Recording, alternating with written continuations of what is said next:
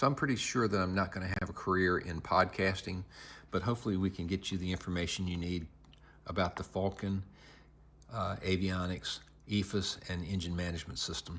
This is used, and I had decided that I would not be willing to buy something that I didn't know would work. So I decided to make a video showing what equipment's included and that this really is a working system, to give people enough confidence to be able to buy this. So first thing we need to talk about is whether or not this would even be suitable for your plane. My plane had a bubble canopy, which means that during the bright part of the day, midday, if I was in direct sunlight, you couldn't adequately read the information that was displayed on the iPad. The iPad's just not bright enough. If you have a high wing aircraft or something like that where this thing isn't in direct sunlight, it works fine. And mornings and evenings, it works great. But midday, bright sun, not a good choice. The second reason that I gave up on this, and the primary reason that I gave up on it, was because of temperature. The iPad overheats, and a big red thermometer appears and it shuts down and you just get a black screen. That doesn't mean that these guys, the engine or the flight data computers, they don't shut down, but you just can't view the information because the iPad is shut down. So the mount, the flight bar, they're included. This external GPS antenna is really nice. That's a $145 option from Falken. This splitter is really nice. It allows you to have one antenna cable that goes down underneath the plane to a little short antenna down there that you can pick up from aircraft spruce for like 45 bucks. They're not expensive. So you just run that up, and this splits it into the 1090 and the 978 signal that goes in here. And if this were connected, this little yellow light indicator here for ADS-B, that would turn green, and I'd pick up traffic and weather on this. But without the antenna, you don't get traffic and weather. And I think this did come with like two little stubby antennas, you know, rubber antennas, but I wasn't going to use them. That was just not very professional. The other thing that I'm including is these two connectors. Steve sells those in a kit for $50. So I'm going to, if you want me to, I'll de-pin these so that you've got the connectors, and all you have to do is crimp the new pins on and plug them into the right slots. So that's a $50 value, but you will need a DB crimper. So the next thing that I'm throwing in is, let me get this up, this white fuel flow sensor. And my plane came with that white fuel flow sensor, and it wasn't working. And after I put the new Falken engine management system in, it still wasn't working. So I bought the red cube. That was almost $300 from Aircraft Spruce and Specialty, and it didn't work. And it turns out that neither one of them was ever going to work because my system is fuel injected, and the fuel injector takes a lot of fuel to the engine, uses what it needs, and returns the unused fuel to the tank. So both of these overstate the amount of fuel being used because fuel is coming through these sensors and some of it's returning to the tank. So they actually make a differential fuel sensor, which I'm not going to use because this has a very nice little float sensor in it. So I just look at the amount of fuel that says in my tank. This gives me some idea of how much fuel the engine's using, but it's not completely accurate. So if you've got a carburetor, or if you've got a gravity-fed low pressure system on your airplane, either one of these will work just fine. I'm going to send you this just because I don't want it hanging around in my garage. Okay, so back to what you're getting. Let's talk about what you're not getting. I'm not including the iPad. This is my old iPad. It's about 4 years old. You'll want to purchase your own, and maybe with more horsepower, and maybe some of the newer iPads are brighter. The second thing that you'll need is a charger. So in my plane, I have a little USB cable and a USB charger. Falken charges $150 for that. I'm keeping it because I'm still using it just to charge cell phones and stuff. So that is not included. Also, I mentioned that there's a belly-mounted antenna. That belly-mounted antenna is called the L-band ADS-B antenna, and Aircraft Spruce has it on their website for $33. So pony up and buy yourself a antenna. The other thing that's not included is engine sensors. These are old engine sensors out of my plane that I'm no longer using, but I'm not selling them. They're really my spares, and I put them on this piece of metal to simulate the engine so I could have an engine ground. But I just wanted some of these gauges to work to show you that the engine monitoring is working. So those are the things that you need to get, and most of the sensors that you can get from any engine will work with the Falken system, just because Steve really did a great job of making it open source so that you can put your own data in and make your own sensor work.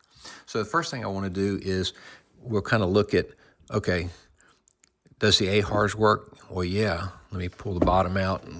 Oh yeah, we're flying down, and we're turning and banking. So the AHRS works very nicely. My field elevation here is about 240 feet. So I'm going to grab this and hit the baro button, and I'm going to adjust this to where I get to a field elevation of about 240 feet. Oops. So altimeter setting here is about 3023. It's current altimeter setting because that gives me about a 240 foot elevation. So all of that AHRS stuff works.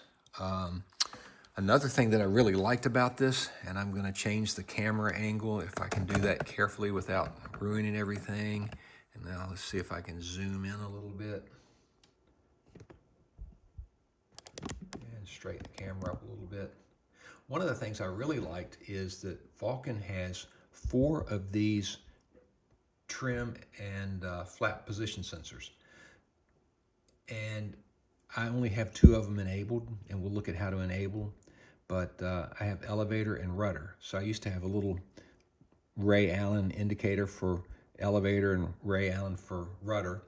And just to show you how these work, they work off of a Ray Allen position sensor, which is nothing more than a potentiometer.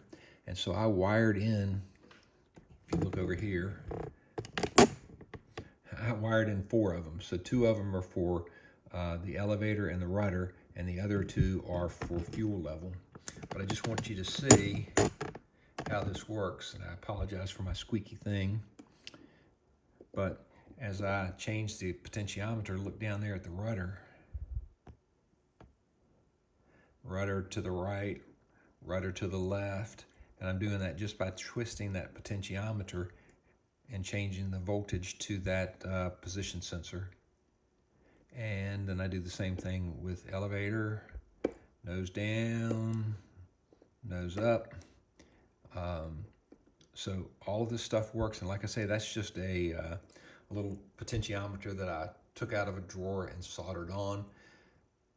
If you buy the Ray Allen, or if your plane has the Ray Allen for flaps or aileron or whatever, that position sensor talks directly to the Falken on a 0 to 5 volt scale, and it works perfectly. Now let's pan over and down. And right now you see I've got 10 gallons in each of my 10-gallon tanks.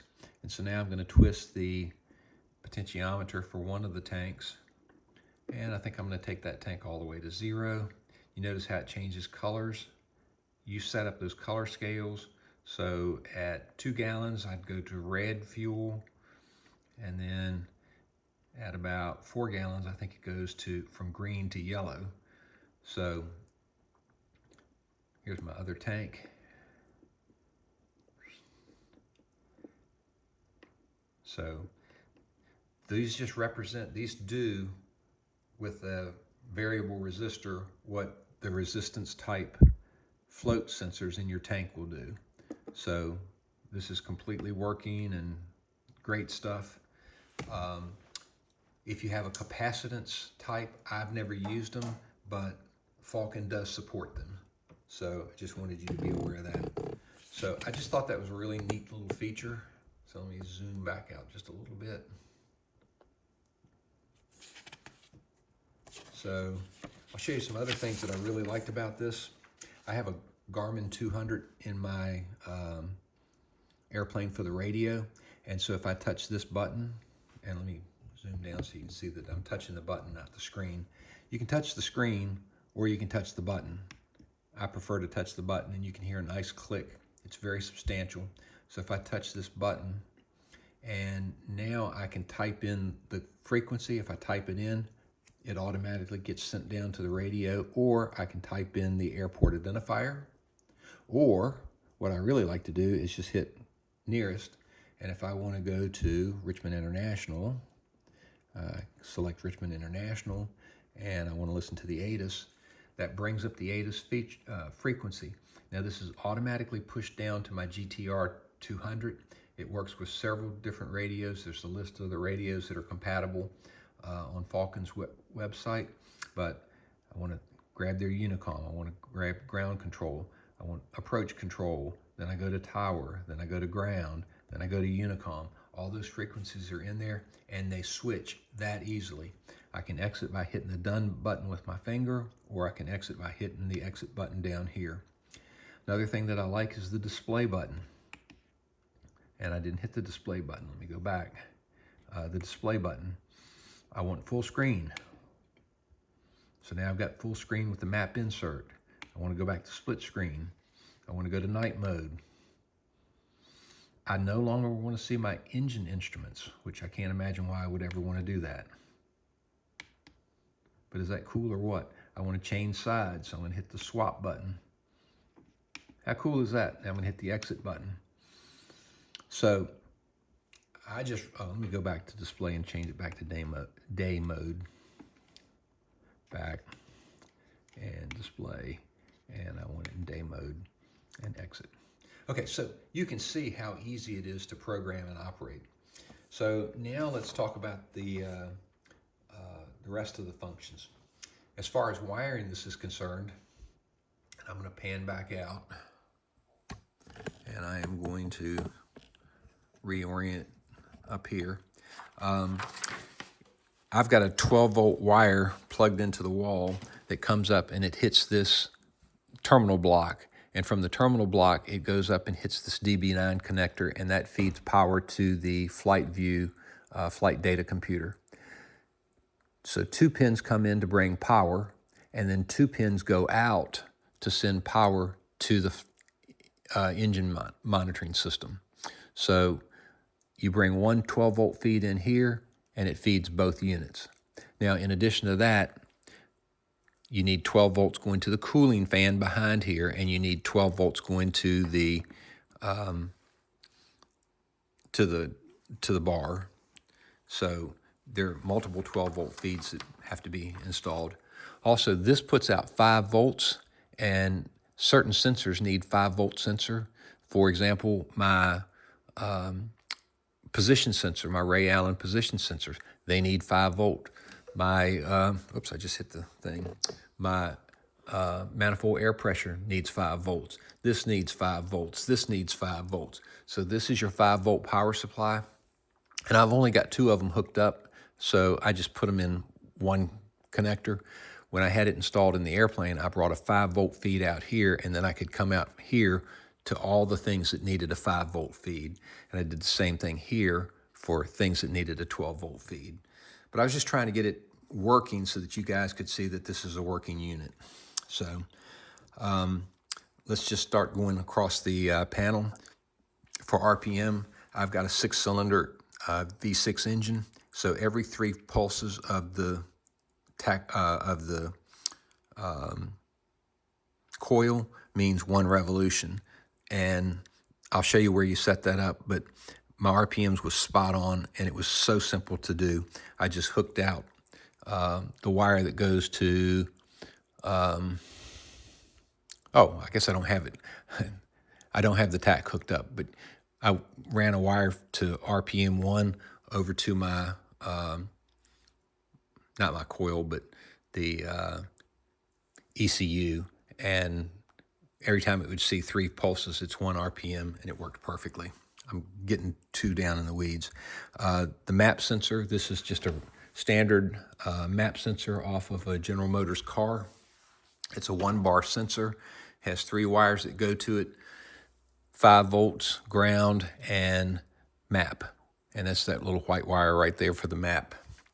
Going to the next one, this keeps track of your tack and your hob times. Then I've got some temperature sensors here. So you'll notice over here I've got 3 sensors.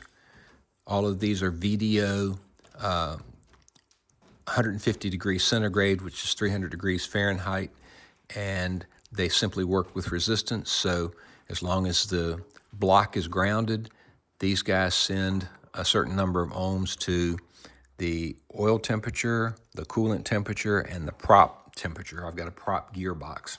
So all of those work.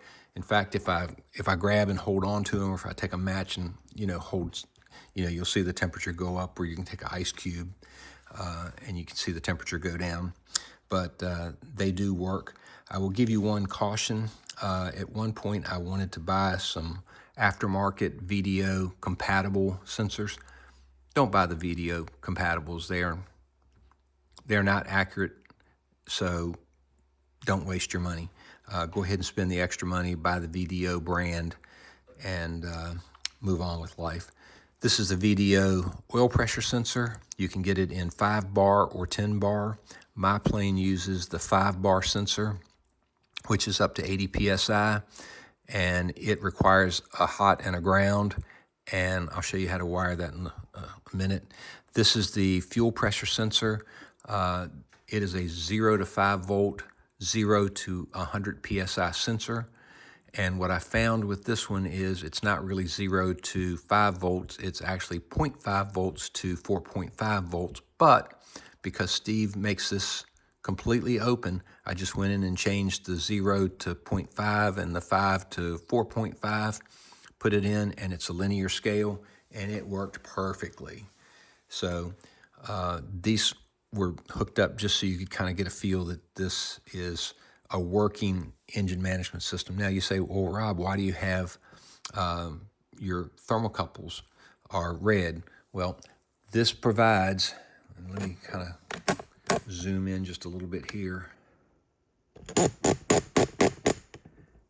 So there's 16 different places to enter for 16 thermocouplers, and they can be type K thermocouples for exhaust gas temperature, or they can be type J for cylinder head temperature, and you can have 16 of them. So that's a lot of sensing. So right now I have none hooked up, and with none hooked up, it shows as a red X on the screen. But it's not really practical for me to bring my engine here and be able to demonstrate the thermocouples. But it really does work, and thermocouples are the easiest thing in the world to wire. You just tell it whether it's a J or a K, and it knows the scale, and you hook up the wires, and they are working. Moving on, the volts comes from the input voltage, and like I say, I'm plugged in just for demo purposes with a little 12-volt power supply, which is actually putting out 13.2 volts. I don't have an amp gauge on here, and that's because I don't have an amp shunt. I had an amp shunt that I gave to one of the guys at the airport who needed one before I had decided to sell this, but it's 25 or 30 bucks at Aircraft Spruce. You just buy another amp shunt, put it between the battery and the generator, and it will tell you whether it's charging or discharging the battery and how many amps are coming in or out of the battery. So it's worth doing, and it's very inexpensive. Gallons per hour we talked about for fuel. I've got the sensor here, but obviously there's nothing hooked to the other side of it, so there's no way for it to calculate gallons per hour. Pounds per square inch. Oh, I'm sorry, gallons per hour. I said that wrong. Gallons per hour is these things, either the red cube or the white plastic one. In either case, they're not hooked up. And since it is a voltage sensor, not a resistance sensor, it knows that there's no voltage coming back. It knows there's no voltage coming back. For some reason, my fuel PSI, which is this guy right here, for some reason he's showing there's 1 PSI, so I don't really know why I'm getting 1 PSI on that, but that's not going to break my heart. Final thing is, we already looked at how the potentiometer is able to set the fuel levels, and so we know that when you hook this thing up to a float gauge, it's going to work. A couple other interesting things. Checklist. This is kind of cool. Now, if you're wearing a headset, this comes through the headset. Pre-flight inspection. Propeller check. Air inlets clear of obstructions. Cowling secure. Anyway, it's kind of cool. It took me some time to be able to, put everything in, but I thought it was kind of cool, so I put it in. I stopped. You can see I don't have anything past these. I really realized that I probably would never use them. I'm an old paper sort of guy. But I wanted to show you a couple other things. I think that, let me go back, and now let's go to more and menu. And this is where you go to update your maps and your databases. So you can see that mine expired on 4/15, and 3/17. So my databases are expired, but they're easy enough to update. And you pick where you're going to be flying. And because I don't have an iPad that has a lot of memory, I just picked the states around me for both the base map data and for the terrain data. So fuel totalizer I've never really used. Checklist editor we talked about. Appearance is where you decide what's going to show and what side it's going to show on. So is it the pilot on the left? And this is just making it look like it's pretty to you. Map options we were not going to talk about. Well, we can touch on it. Do you want it to show runway center lines when you're doing your approach? What do you want it to show? What airports to factor out? Anyway, you can read all that. Units is something that's kind of cool. You can set your units of measure for everything. When you're setting up your temperature senders, all of the temperature senders are programmed in the centigrade mode. So I changed it to centigrade so I could see it in centigrade, because that's what was, when I was working from the chart, it's all in centigrade. When I got all done, I came back here and changed it back to Fahrenheit, and it did all the conversions for me. So I thought that was kind of a cool little trick that I'd learned. Automatically update the altimeter, aircraft configuration. This is where you put in your registration information, your V-speeds so that your airspeed tape works, engine display. This is where you pick what goes on this line. For example, if you look in here for turbine intake temperature, I don't have it, so I just turned it off. So the things that you need, you put in. Propeller tachometer, I don't have that, but I do have prop speed reduction unit. That's this guy right here, because my plane has that. So you pick the things that you're going to use for your plane, and then this is where you set up the flap and trim controls. So flaps, elevator trim, rudder trim, aileron trim. So aileron trim is off, but rudder trim is on. Elevator, what did I say it backwards? Elevator trim is on, flaps are off. So you can just turn it on or off, and it'll populate over here and make the screen look correct. All right, getting out of there, that's aircraft data. Let's go to aircraft hardware. This is where you make some changes to your AHRS. This is where you set up your serial ports, configure your Wi-Fi, but AHRS is probably the only thing you come in. And like right now, I would get the plane level, I'd set level, and it would make that look all pretty and get the wings level and get the nose level. But you can also set up offset pitches. All right, let's go back. I'm trying to do this really quickly. This is where I set up my radio. I only have one radio enabled, but if I had a second comm radio, I could enable it and tell it what model it is. And everything is programmed in. I'm going to disable it since I never had a second radio. Same thing with the transponder. This is where you send information from your EFIS to your altitude encoder. So my altitude encoder worked on 9600 baud. I understand that's pretty much the standard, but this is where it gets that information to send. So that was kind of interesting. Autopilot, I don't have autopilot, so I've never messed with that. And I can't help you with it. Also under system hardware, go to the engine monitor. This is where you set up things. So for example, let's look at, well, here's one that was easy because I just set these up real quick. I only have 3 values in. So here's my left fuel, and if it's 0 ohms, it's 0 gallons. If it's 1,009 ohms, it's 10 gallons. And then I just kind of split the difference at 574, it's a half a tank. And it computed that chart, and this just happens to be linear because it's only got 3 points. But, you know, you could give it a curve, just depends on the shape of your tanks. But this is how you set that stuff up. Here's oil temperature. So there's a chart that comes with your probe, and you just put that information in. If you need to add a data point, right now it's currently measuring that probe at a resistance of 1,762.44 ohms, and you tell it what the value is right now, and you put that in and you save it. Now, of course, I'm not going to save it because mine's already calibrated, and we don't need to be putting something else, you know, that's meaningless in. But that's how you go about setting up. And that's what I was saying about the brilliance of this system.